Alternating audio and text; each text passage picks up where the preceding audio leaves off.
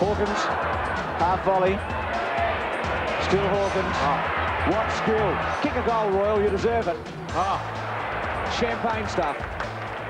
Still test in, right on the boundary line, it's bending back, that's a magnificent effort. Let's celebrate 250 in style. Towards the boundary line, Hawkins gathered in superbly, storms towards goal and kicks it. Willie Goal, round his body, brilliant, absolutely superb. Hawkins, the captain, left foot, and he has put it through. The Footscray Football Club has produced numerous champions over the years, but 3 players more than any others have caught the imagination of the Bulldog breed. Their one and only premiership captain and coach, Charlie Sutton, the legendary Ted Whitten, and Doug Hawkins. It's no coincidence that all are great leaders, local products, and great blokes. You could imagine that a player who has a wing named after him at his home ground could afford to look down at some people around him, but that is definitely not the case with Doug Hawkins. Although no longer a drinker, Hawkins is still just as happy having a drink with some of his mates at his local pub, having a joke and a punt as ever. That he is a legend in Footscray is immaterial, and that is why the famous number 7, as much for his feats on the field, is held in awe in the western suburbs. Hawkins grew up in the tough suburb of Braybrook, a place where you either learned how to look after yourself or you didn't survive. Things were real tough, and one of my great sayings was, you have to learn to walk before you crawl, opposite way around. It was a good area, and it was a good learning process for me and for a lot of my mates as well. As has been the case in lower socio-economic areas throughout history, sport has always been a way of gaining respect and a way out, and nothing was different in the early days in Braybrook.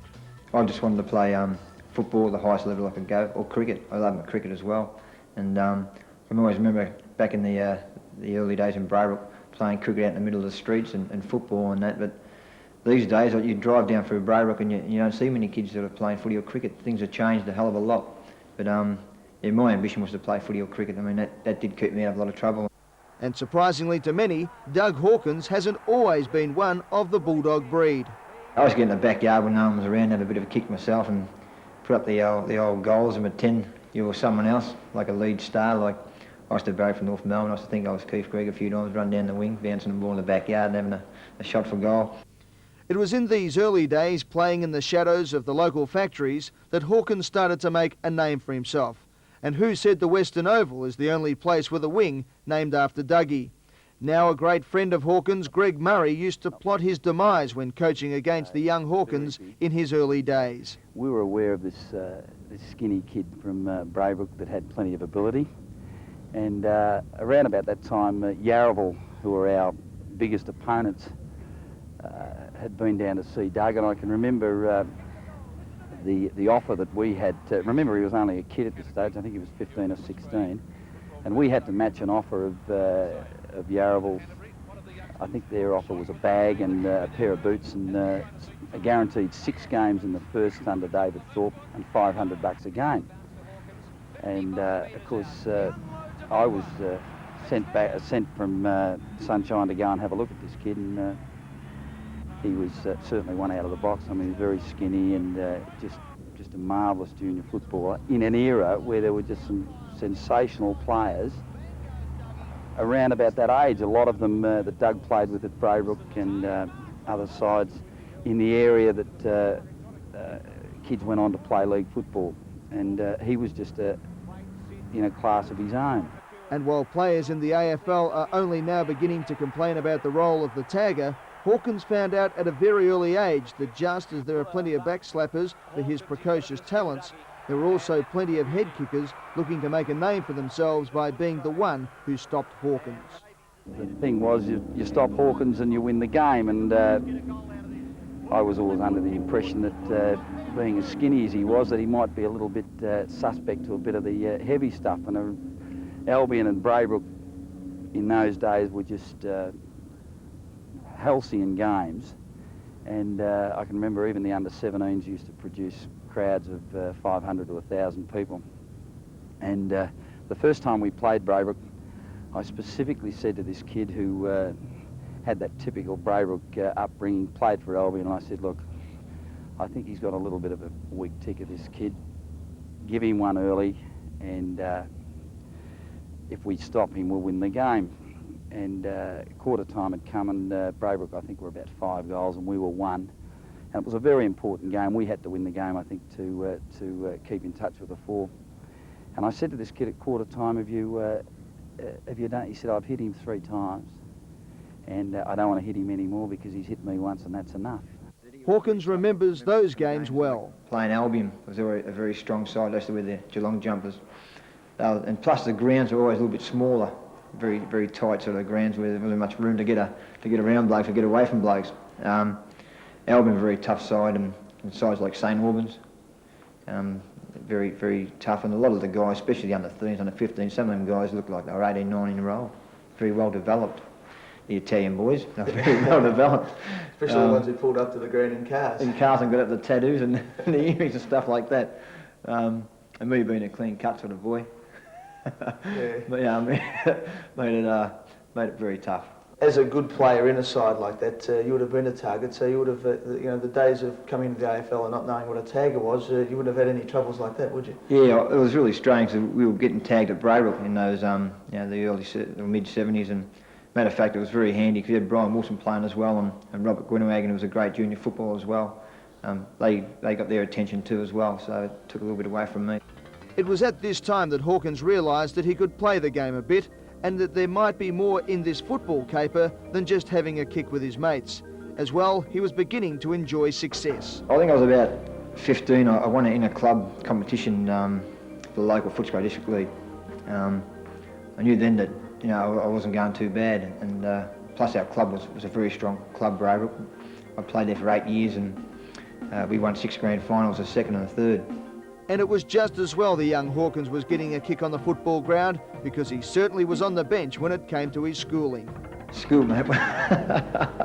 School was never real flashy for me. I'd probably go 3 or 4 days a week, mainly the Tuesday, Wednesday and Thursday, and Friday, because it was a sports day, of course, and you have your inter-school sort of football matches and cricket matches. And Monday, I was never real flash on going to school on Monday, but I knew quite well that I'd do something in my sport, and that was going to be the way I was going to make a living, and that's the way I've done it. Knowing that football was going to give him his only chance of achieving, Hawkins was soon being courted by a number of VFL clubs. South Melbourne approached me to go over there originally.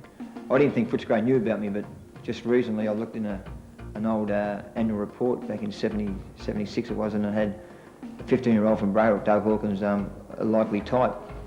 And I knew Footscray did know something about me. And then all of a sudden the South Melbourne thing dropped off, and Footscray asked me to come down and train. As is the case with young men who have natural sporting ability, discipline and concentration was an early problem. Used to doing as he pleased, the Braybrook boys found life tough when first exposed to the rigours of the VFL, and many a good player was wasted on local football because of it. I never had like an apprenticeship or anything like that. I mean, I just knew that football had to be my main go. I had mates that come down here and play thirds and had to play 1 or 2 games and didn't like the training or didn't like being told what to do, stuff like that, and they couldn't handle it, had to go back to Braybrook. But Hawkins was soon on his way at the Western Oval. Surrounded by the big names of the game, the young Hawkins had doubts about whether he could in fact mix it with the big boys, while he soon found out that in AFL football, no one owes anyone any favours. Matter of fact, my first week I left. I only trained for a week. I'd done the old Braybrook style again. I didn't like it. Not many people talked to me. It was very quiet, so I just said, I don't like this place, I'm going back to Braybrook. I went back to Braybrook, and then of course they come back a week later and said, what's happening here? What are you doing? Why aren't you at training? I said, well, mate, I didn't like the atmosphere, no one would talk to me, and I felt very lonely sort of thing. But once I started playing in the senior practice games, things changed a bit. So what my go is now, any young guy that walks in Footscray Footy Club, I'll make him feel very well, because I know quite well what I went through. With his mind back on the job, it wasn't long before Hawkins was mixing with some of the biggest names in the game. And for a local boy from Braybrook, getting to know the legendary E.J. Whitten was an experience. E.J. was a great fellow, a lovable fellow, a likeable bloke. I remember it would have been my second week here at the club, and I used to wear Puma football boots. And being an Adidas man, E.J., general manager of Adidas, I remember having a kick in the rooms there, and E.J. walked in and roared, "Get those boots off! What are you doing with those boots on?" I didn't know who he was talking to. I looked around, looked behind me and see who he was talking to. And he walked over, "You, Doug, what do you do with those boots on? You can't wear them here. Wear Adidas." So the next night at training, there comes EJ with the 2 brand new pair of footy boots. I thought it was fantastic. Doug, when he first arrived, was just a very, very light, very skinny boy, but oozed a lot of talent. Did he use a bit of confidence as well? Oh, he certainly had confidence on the football field. He took his time to adjust to the changing room situation, but has certainly become a very competent man in there at the moment. But in terms of confidence on the ground, he always had it, because he has got a tremendous amount of ability, and rightfully so, confidence in that ability. Once accepted, some of the old problems started to resurface. Being a young fella, probably coming from Brayrock, everything being your own way in junior football. You know, a few bounces, run around blokes, kicked a couple of goals. You know, things were fairly, not say easy, but a little bit easier. All of a sudden you come here and you go for a mark and you miss it and you say, "Oh, well, I'll get the next one." You just can't do that. And I was doing that, especially in my early days. You know, I played 18 games my first year, and my second year I think I got 22, but there was a few times I had to 6 or 7 games in a row in the seconds. Is it hard to handle the success, being the only one of 2 blokes from the local area who are playing for the gun side, Footscray, and the VFL, and all the hype that goes with it? That you were the young bloke who just come up, who used to catch the bus to training? It was pretty hard, mate, yeah, especially back at Brayrock. You know, you go back to the Brayrock Footy Club, watch the games there, and people come up shaking your hand, patting you on the back, and you start thinking you're a little bit better than you probably are. You know, you get that false security about yourself. I'm sure that happened to me in my early days. You know, you start thinking you're a little bit better than you are. But you quickly come back to earth. You know, once you start playing a few bad games and you find yourself in the seconds, and all of a sudden the people that are patting you on the back ain't patting you on the back anymore. They're sort of dropped off here a bit. But it was very tough to handle, especially, you know, being 17, 18 and a fair bit of money in your hand, you know. It was pretty easy to waste your money when you were young. Hawkins was soon in the thick of things, and it wasn't long before the football world found out what the Footscray area had known for years, and that was there was someone special on Footscray's wing. Clever, elusive, highly skilled, fair and courageous, and deadly near the goals. Everything you could hope for, and everything he admired about his childhood idol, Keith Gregg, the man he lined up on in his first AFL game. It was probably one of the greatest thrills of my life. Always been my boyhood idol and superstar player, Keith Gregg was. And I couldn't believe when they said, "Oh, you're playing a wing this week, you're playing North Melbourne." I didn't know if I was playing Keith Gregg or who to be. I ran out the wing and there was Keith Gregg lined up next to me. Shook hands and I had that little shaky feeling in my body. It was unbelievable. As I said, I followed North Melbourne, and I used to get out in the outer wing at North Melbourne and watch Keith Gregg play and watch him do his stuff. And all of a sudden, there I am playing against a bloke I always loved and admired. No, I didn't. You know, I knew he was a ball player, and I classed myself as a ball player. But yeah, it was just a great feeling to play against a bloke who you'd admired all your life, sort of thing. But how things changed between his first game and his second. For a start, his coach Bill Goggin called it quits. And talk about extremes, Hawkins went from playing on dual Brownlow medalist Keith Gregg to taking on St Kilda's Robbie Mad Dog Muir, one of the roughest, toughest players ever to play, all within a week. He walked up and shook my hand and said, "Listen, son, you get a kick, I'm going to kill you." And I looked at his eyes, and his eyes were red, just red raw. I realised the other wingman Footscray at that stage was Mick Kelly. I said to Mick, let's change wings, and Mick said, "No, son, you'll be right. It's a good learning process for you." It was all such an adventure. Even off the ground, things were getting bigger and better. For one, money wasn't a problem all of a sudden, not when you're a Star League footballer. Footscray finance man and close friend Stephen Smith talks of one of his first associations with the Hawk. When we first met, I was a bit indifferent. He rang me up and, you know, it was my first day at the club and said, "You don't owe me yet, but I need a couple of grand for a panel van and to move into a new pad." So that was the first words I spoke with Doug, and, you know, ever since we've sort of got on this very well. I always liked a bit of a bet. I'm always a bit of a punting man, and all my mates from Brayrock were a bit of punters, and I can always remember it was like going to church. It was a Monday night. We always used to go to the Greyhounds in the back of my panel van. All the boys from Brayrock would jump in the back of the panel van, and we'd go to the Greyhounds, and we'd have our fair share of a few beers in the bar downstairs, and have our bets. And as I said, with the money, you know, being young coming in, it was pretty easy to waste it. They were good times, very good times, matter of fact. And well, the females, mate, well, you know. When you're young and fit, you can get away with a bit, but not when you're famous. pub fights, girls and boozing, well, you can get away with them in Braybrook, but not under the bright lights of Melbourne nightclubs. I always loved the beer, and I never, we couldn't say I never did love a beer. I always loved the drink. And I got to a stage where I was probably having a few drinks too many, and I didn't care who seen me. I didn't realise that Doug Hawkins might have been someone that people looked up to or thought highly of. And sure, I was probably a target a few times. But I mean, that was part of life as well. That was part of growing up, and that was part of learning the ropes. But these were only minor problems, and anyway, most were easily laughed off. And still more was to come as Footscray, under the coaching of Michael Malthouse, came good in 1985. What a year! A best and fairest for Hawkins, a century of goals and a Coleman medal for full forward Simon Beasley, a Brownlow medal for recruit Brad Hardy, and Footscray in the finals for the first time in 9 years, finishing second on the ladder behind Essendon. It was a year that I'd probably never forget the rest of my footy career at Footscray, wherever I ended up going to play after it. Brad Hardy won the Brownlow medal in '85. His first year it was just sensational. Simon Beasley, well, a lot of people didn't give Simon a lot of credit. He was a very tough player, and Simon has been a great player for Footscray and a great clubman too. He was very loyal. That was the best year of my football since I've been at Footscray. And just playing in finals was just the feeling of, you hear about, people talk to you about playing in the finals. You run out in the ground, there's 50, 60, 70,000 people roaring and yelling. It was a great experience. The Bulldogs had plenty of bite as they stormed into the preliminary final against Hawthorn after beating North Melbourne in the first semi-final. The Dogs had lost the qualifying final to the Hawks by a massive 93 points.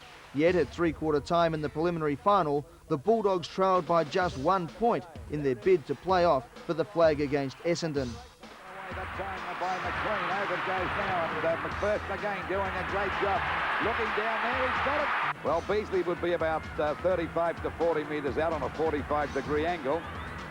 And of course, this goal will make scores dead level. That is a goal, and that's Beasley's first, and scores dead level. I don't think it's so much height as not quite checking. McLean, that's a goal. Footscray lead by 6 points. His first goal, great snapshot. Coming out to Edmonds. Edmonds' kick is up there towards Beasley, and Newberry, he's got it, Beasley. There she is on its way. Oh, that's a long kick, and what a goal by the captain. Back to Royal, plenty of time. Has a long shot at goal. Beasley and New. Goal! Oh, what a kick! Great play, Footscray. Gets around Wallace and deep here to Domenico. Short to half forward.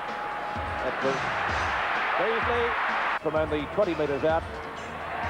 It's a goal. Footscray lead by 9 points in the preliminary final. It's down to Russo. His hand pass is not a good one though. Pearce clears it to Footscray out towards the half back line. Lovely tackle mark picked up by Daniel. Footscray going back into attack, a pass, and Terrell's got it. There she is on its way. Will it come around enough? It does. It would have make the distance, or is it a goal? Let's see on the result. It's a goal. Footscray skipper wobbles the punching up the half forward. Oh, Royal, yes. Chipped in beautifully in front of Ayres. Out to Hawkins on his own. Dippy to Domenico a long way from his opponent and only about, 30 metres out. No reason he shouldn't kick it, and he has. The goal umpire doesn't move. So Hawkins puts through his first goal for Footscray. The distance over it goes to Hardy. Hardy's grab. Oh, great play. Brilliant play. Better kick it. He's clear now. A hand pass coming over now to Royal. Royal with another long hand pass over to Edmund. This could be a goal. A long shot it is. And Footscray's at the front. Puts it high up towards half forward. Beasley, great mark. From this kick about 35 metres out directly in front. Taking plenty of time. There she is on its way. And let's see the result. It's a goal. See the ball marked here by Kennedy. Not wasting any time. Looking for Beasley. And Hugh having a great battle down there. Neither can take the mark. Going into an open goal. It's Porter. Taps the ball to ground, but it's picked up by Bandlet. Gives it out to McLean. Footscray not done yet. Here's Royal. He'll put this one through as well. He fires, shoots, and that's another one to Footscray. So 2 quick goals. In a sensational last quarter, Hawthorn, inspired by their captain Lee Matthews, held on to win by 10 points. A case of so near for Footscray after a magnificent year, but soon Hawkins realised it had all come to naught. Gee, that was disappointing.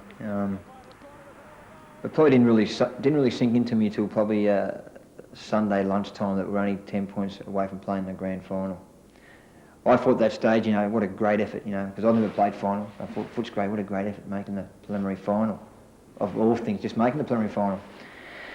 And then Sunday afternoon sort of sunk in and went down and watched Williamstown playing a grand final. And they were having a few quiet beers again on the Sunday, and it just started to sink into me that we're only 10 points away from playing a grand final against Essendon, who I thought, you know, they played very well in the grand final that day.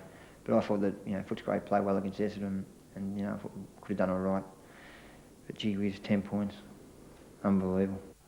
For the first time in his life, Hawkins went to the MCG to watch the grand final with the empty feeling in his stomach that he so easily could have been out there instead of just watching from the stands.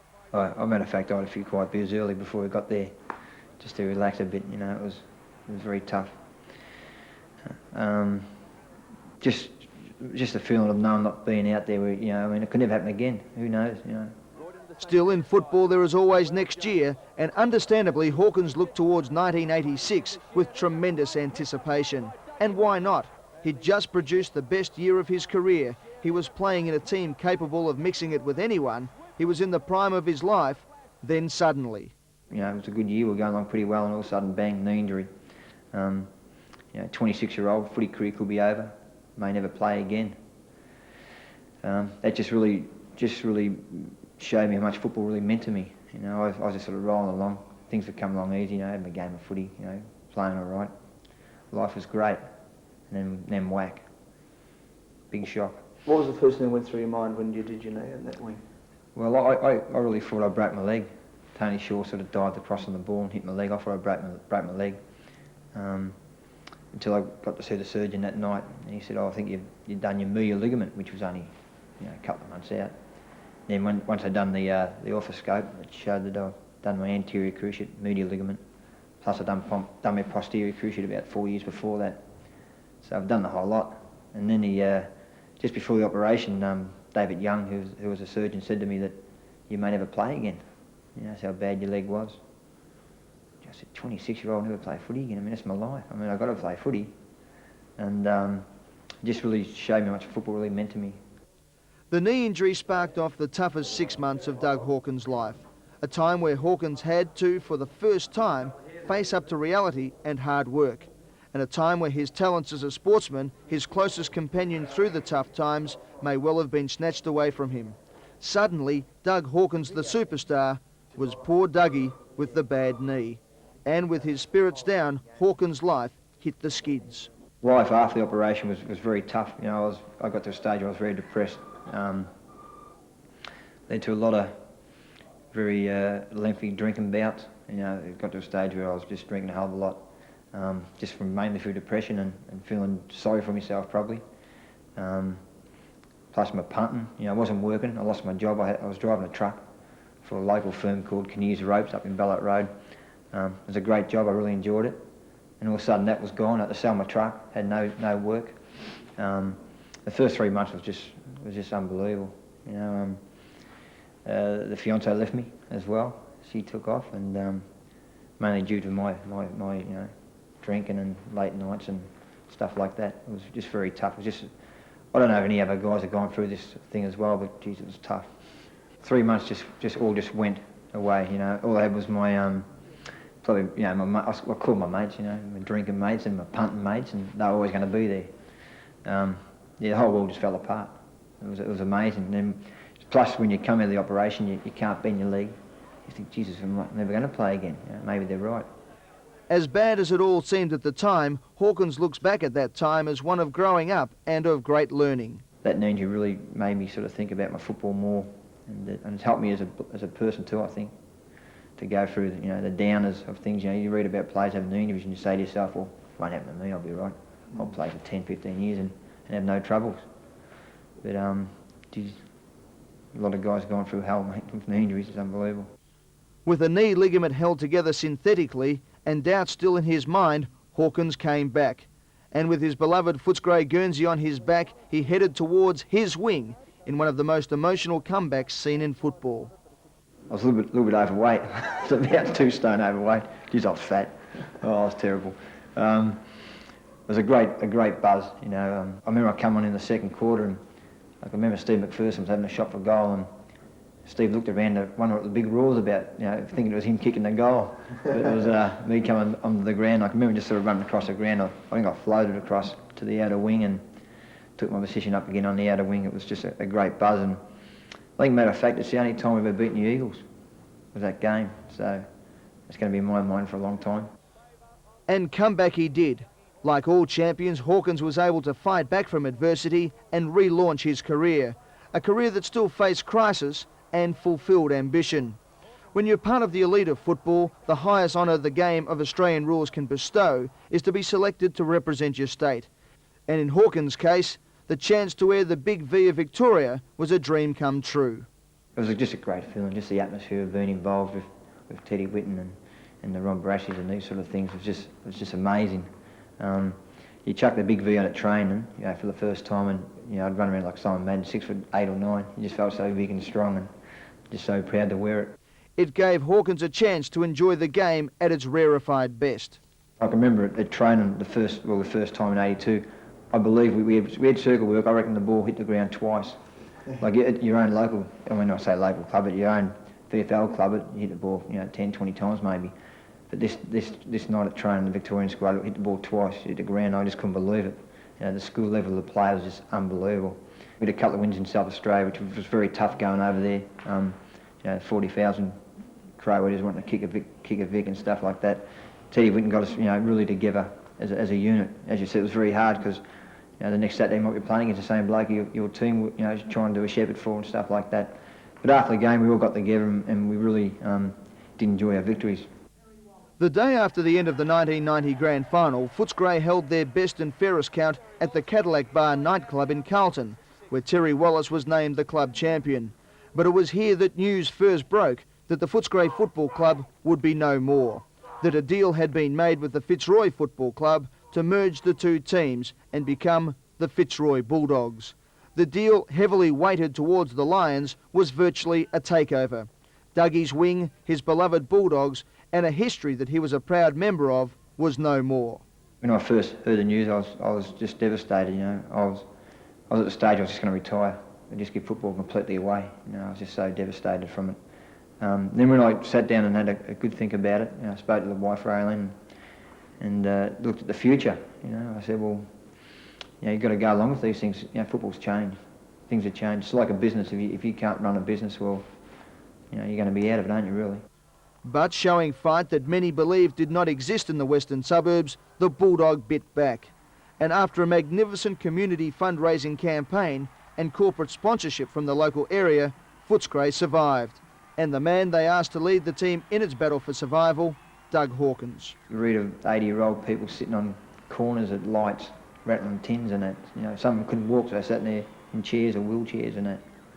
And it was amazing. Kids at 8 or 9-year-olds smashing their money box open to give to the club. I mean, it's just unbelievable. Some of these people come here at 6 or 7 o'clock in the morning to get their front seat at the Western Oval.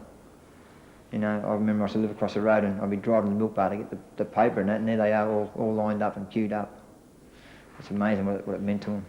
All the people just supporting the players as well. I mean, it was, you know, I think it did to the players realise that, you know, there's more to just us playing football. There's the people out there who's paying to get in and stand out there in the rain and that, but we're playing in the rain.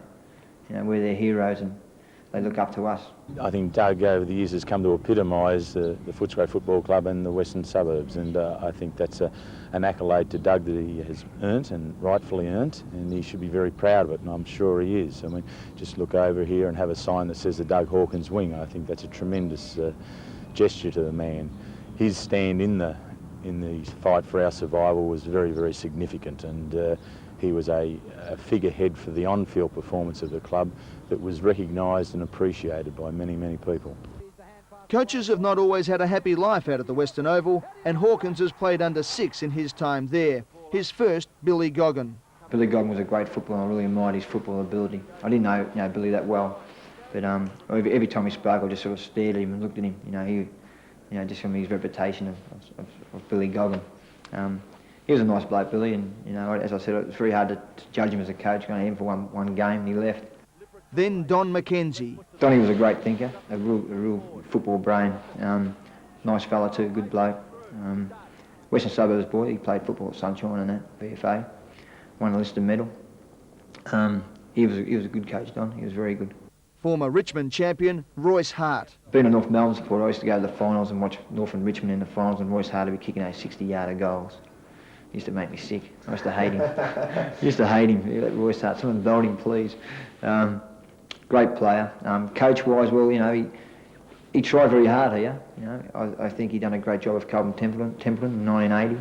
Won the Brownlow medal in centre forward, and I think Royce had a lot to do with that too. Teammate turned coach Ian Bluey Hampshire.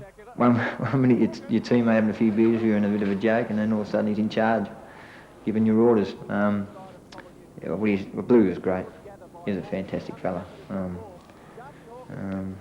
He was tough, you know. He played his footy tough. You know, he laid the law too when he was a coach. He was a good coach. He was very tough and very straight, very honest. No rubbish about Bluey. He was straight down the line. The tough, no-nonsense Michael Malthouse. I always remember our first trip under Mick. It was over to Western Australia. We played Swan Districts over at Collie, a place called Collie in Western Australia. And on the way back, I remember Mick laying the law down by saying there'd be no drinking on the plane coming back. And Butchie Edwards, another mate of mine, a character, Butchie, we decided to test Mickey out. We had a couple of beers on the way back, and of course, the next week we were in the seconds. So I knew straight away that Mick Malthouse was a bloke that would take no rubbish from you. And now former teammate Terry Wheeler. No, he's done a great job at Footscray, and his communication with every player, you know, from the captain down to the under-19s is just spot on. You know, he'll talk to anybody and he'll listen to you as well. You know, he's been good for Footscray, and I think he's doing a great job. Doug Hawkins has got a habit of giving the men in white a hard time, whether trying to bluff them for a free kick or just disputing a decision. No one could accuse Doug Hawkins of being backward when it comes to going forward. But once, he pushed the umpire just that little bit too far. I got reported one day by Johnny Russo for giving the two-finger gesture to him. All I was trying to tell him, I was being honest there, that the ball hit my arm, and the guy behind me marked, and he paid the mark, and I was just trying to tell him hit my arm, and he reported me for giving the two-finger gesture. But gee whiz, I got at that one. I was very lucky. And what about his other indiscretions? My first appearance was after 7 or 8 years of playing league football. I got 3 weeks for punching Chris Connolly. Bit of a tap over the head. You know, he got straight back up. He was a pretty tough kid too, Chris, matter of fact. Greg Burns cleaned me up. He was a very tough character too. He's a trotting driver, I think now. Yeah, Ballarat boy. Very strong forearms, and I copped one of his forearms one day, and I remember the lights went out for about 10-20 seconds. It was very dark there. I jumped to my feet and said to myself, the first uncooler bloke I see if the footy's going to cop it is my old mate Mickey Roberts, coming down the wing in front of the grandstand, bouncing the ball, and he had one bounce too many, and the old forearm accidentally hit him in the jaw and split his mouth open, his nose, and anyway, we got to the tribunal, and Mick said to me, you know, gee, Hawk, I couldn't believe you did that to me.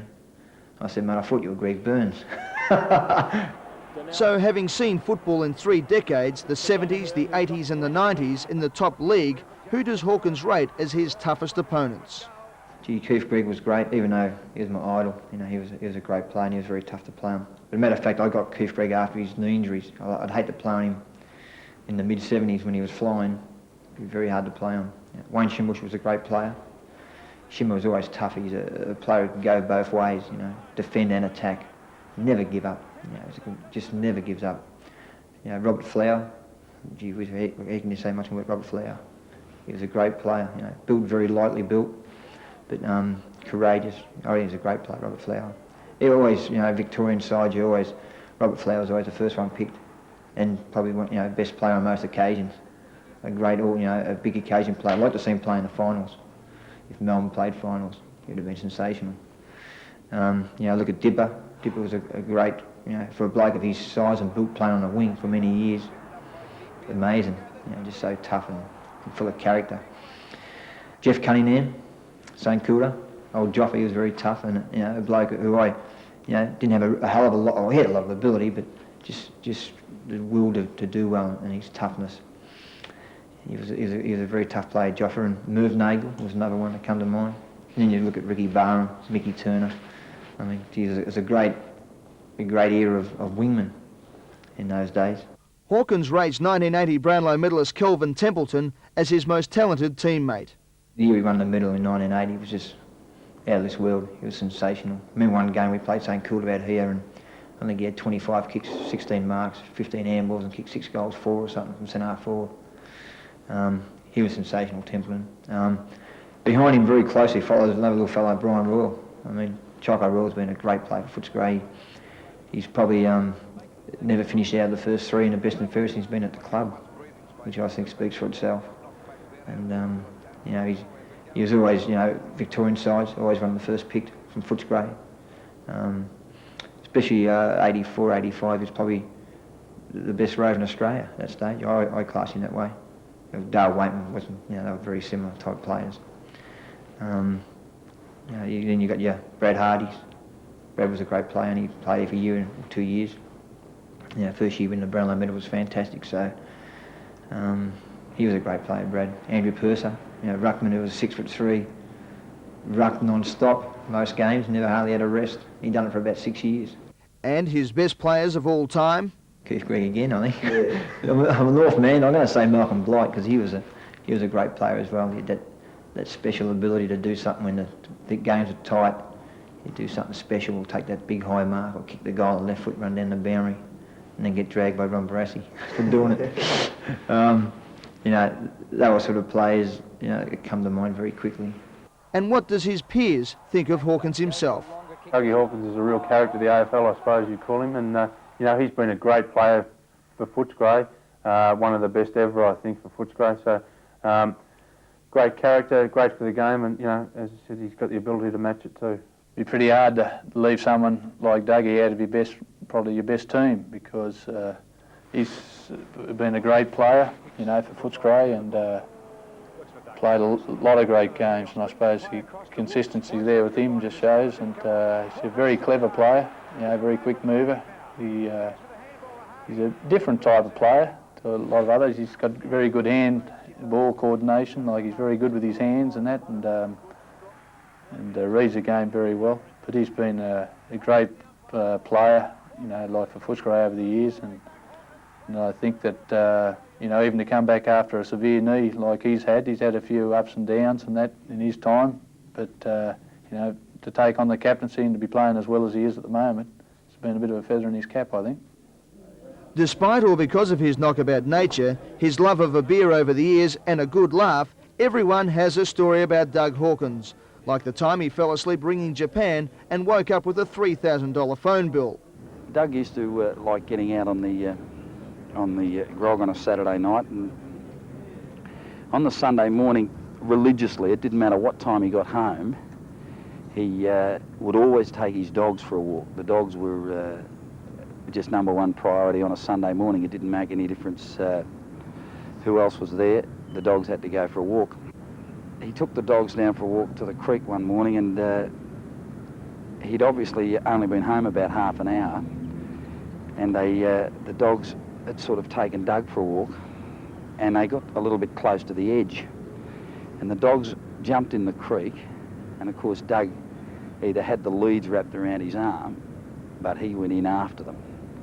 And if you could imagine Doug trying to get out and the dogs going back into the water, and he's thinking, or the dogs are thinking, that he's playing, and all the time they're taking him under the water. And this is a true story. I mean, the way he tells it, that he's coming up for a breath for the 3rd time, and it was just so funny.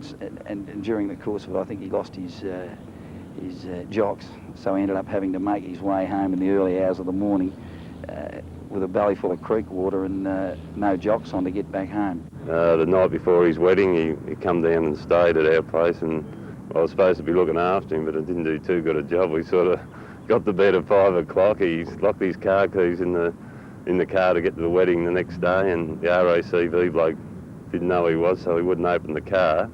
So it was only we had a newspaper clipping of him, you know, he's getting married, that sort of recognised him, but he didn't sort of look like the picture that morning. The Doug Hawkins story that I'm very proud about is his work that he does do now at the Western General Hospital where he works.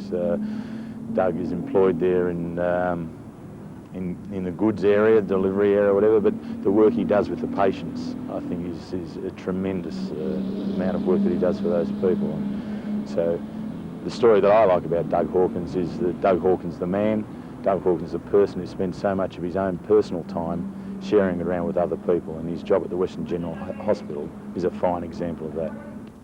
And of course there have been plenty of teammates and opponents who have made Hawkins' gap-toothed grin break across his face. Crackers Coonan was always very strange, very funny. I remember one day, as a matter of fact, it was my first night game, and we were playing out at Waverley against North Melbourne again. It was strange, I played against North Melbourne all the time. And I remember having, I think it was my second or third kick, and there was Crackers Coonan on my mark.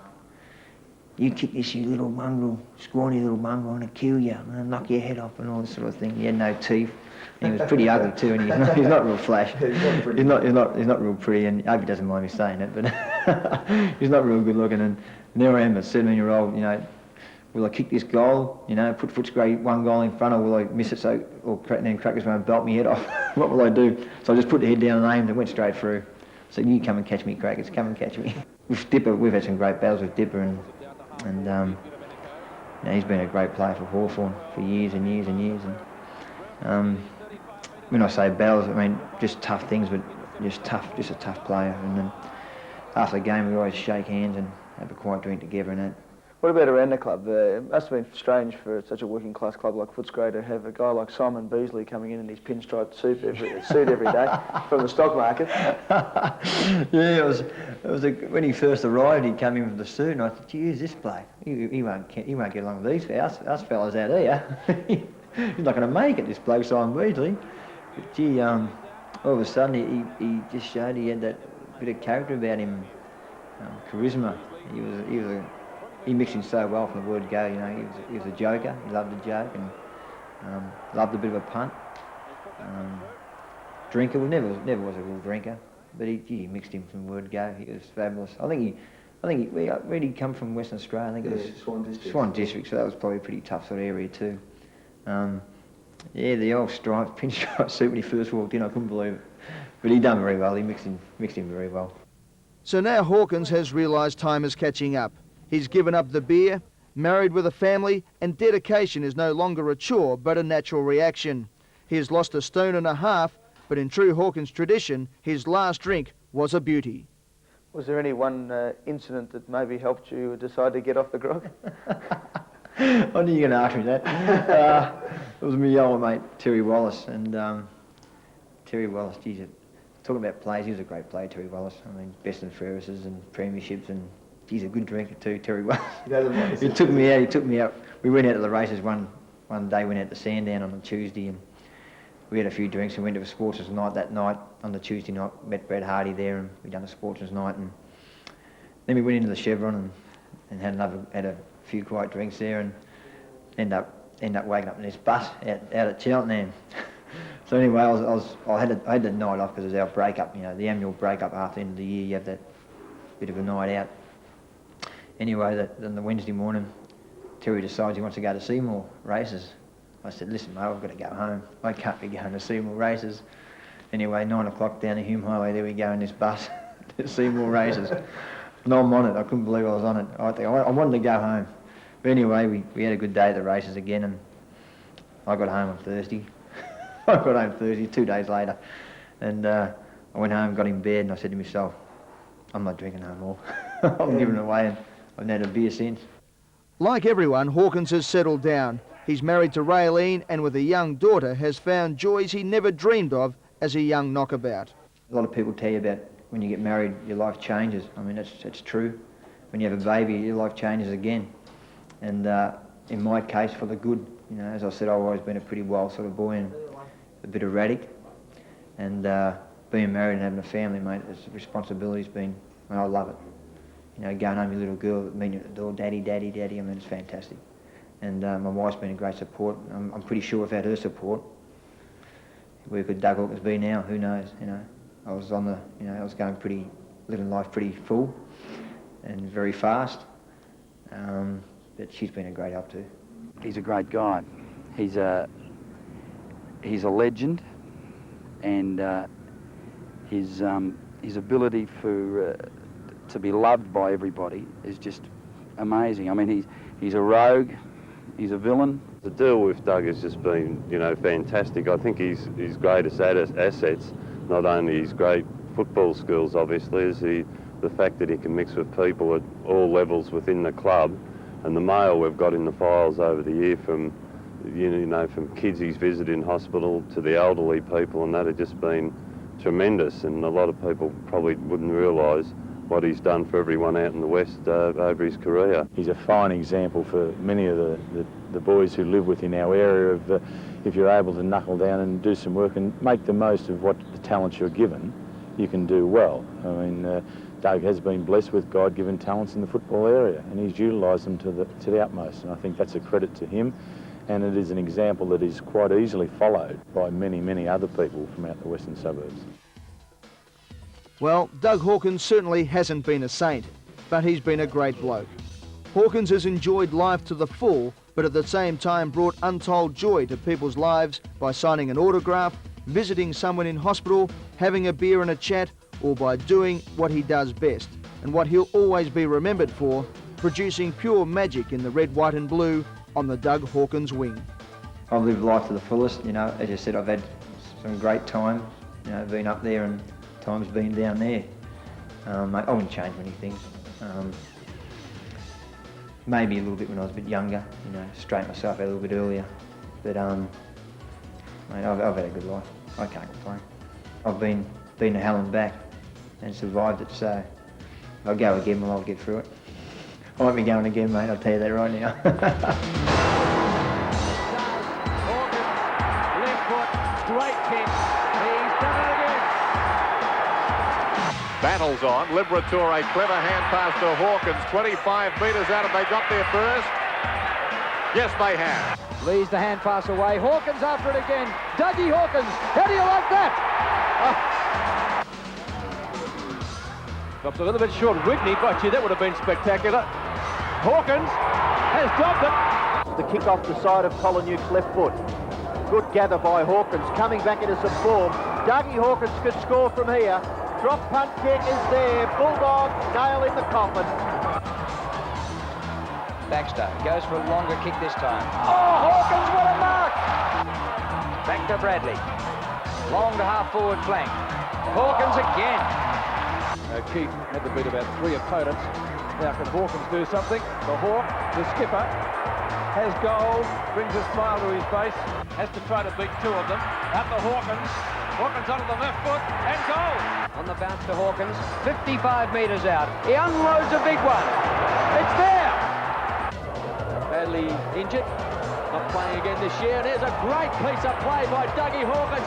Towards the boundary line. Hawkins gathered in superbly, storms towards goal and kicks it.